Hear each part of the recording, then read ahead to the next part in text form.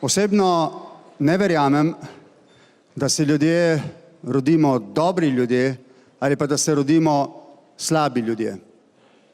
Verjamem v to, da imamo kot odraščajoče osebnosti neko osebno odgovornost, da postanemo boljši, ker so v slehernem od nas tako dobre kot slabe lastnosti.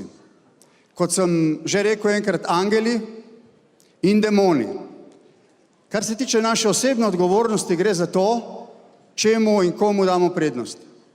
Tistim dobrim lastnostim, ki nas delajo nas boljše in družbo boljšo, ali pa slabim lastnostim, ki nas naredijo slabe ljudi in tudi družbi ne prispevajo nič dobrega.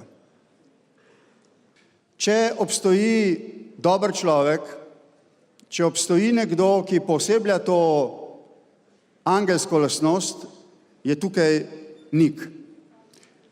Nika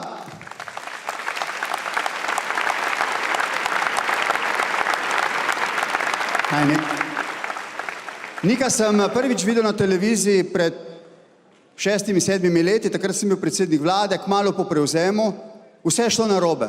Ekonomija, težki odnosi s Hrvaško, doma sem precej obupano sedel pred televizijo in gledal samo slabe novice in se spraševal, ali lahko to premagamo.